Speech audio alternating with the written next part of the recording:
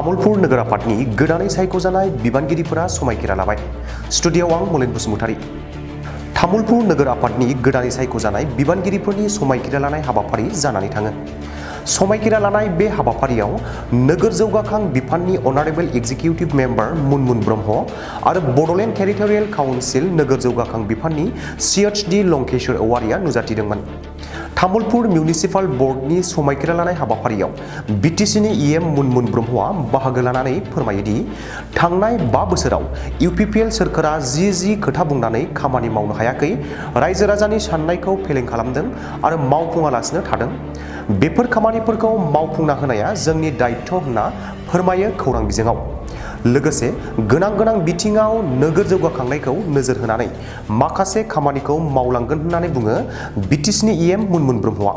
Municipality board আজি পূৰ্ণাংগভাৱে formation কৰা হ'ল।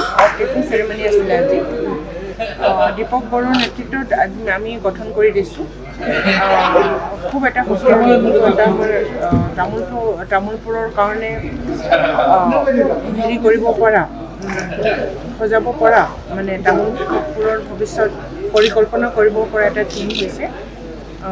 আৰু এই টিমৰ নেতৃত্বত আমি নিশ্চয়কৈ তামোলপুৰ চহৰখন এখন পূৰ্ণাংগ চহৰ আমি ভৱিষ্যতে আমি বনাবলৈ আমি সক্ষম হ'ম।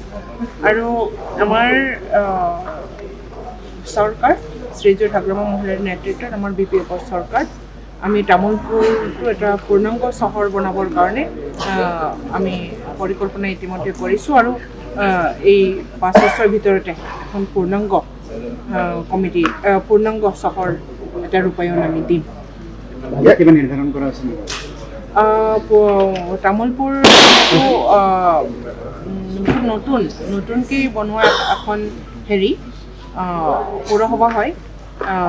ইতিমধ্যে এইটো কোনো এটা ফাইনেন্স কমিশ্যনত যোৱাবাৰ যি চৰকাৰ আছিলে সেই চৰকাৰে ফাইনেন্সিয়েল ইনক্লুজন আমাৰ ফাইনেন্স কমিশ্যনবিলাকত তামোলপুৰ পৌৰসভাটো ইনক্লুজন কৰিবৰ কাৰণে সিহঁতে ফেইলিউৰ হৈছে, সক্ষম হোৱা নাই। এইবাৰ আমি যি 16 ফাইনেন্স হ'ব সেই 16 ফাইনেন্সৰ কমিশ্যনৰ আমি তামোলপুৰৰ কাৰণে পৰিকল্পনা কৰি পেলাই আমি ফাইনেন্স কমিশ্যনত আমি ইনক্লুজন কৰিম। তেতিয়াহে এই অঞ্চলটো আমি উন্নয়ন কৰিব পাৰিম। যোৱা 5 বছৰত যি চৰকাৰ আছিলে সেই চৰকাৰে তামোলপুৰ এৰিয়াৰ ৰাইজক পৌৰসভাত বসবাস কৰা ৰাইজক বঞ্চিত কৰিছে, কোনো ফাইনেন্সিয়েল ইনক্লুজন কৰা নাই। এইবাৰ আমি ফাইনেন্সিয়েল ইনক্লুজনত কৰিম। বাইদেউ, পথৰ মাজত এখন বজাৰ আছে, ইয়াতে বহুত অসুবিধা হয় ৰাইজৰ। এইটো কিবা এক্সটেনশ্যন বা হেৰি কৰাৰ ব্যৱস্থা কৰিব নেকি? যদি তেনেকুৱা হেৰি হৈ আছে, আমাৰ কমিটিটোৱে এইটো হেৰি কৰিব, পৰিলক্ষণ কৰিব, সেইটো চাব, বিবেচনা কৰিব কি ধৰণৰ ৰাইজে কি বিচাৰিছে, সেইটো মতে আমি ৰাইজৰ কাৰণে তামোলপুৰ চহৰটো আমি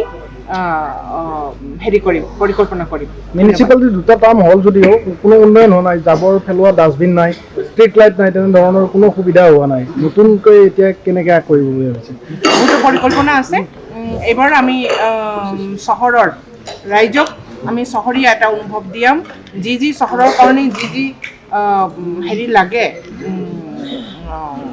বিষয়বস্তুবিলাক লাগে, সেই সকলোবিলাক আমি এইবাৰ দিবলৈ সক্ষম হ'ম। ধন্যবাদ।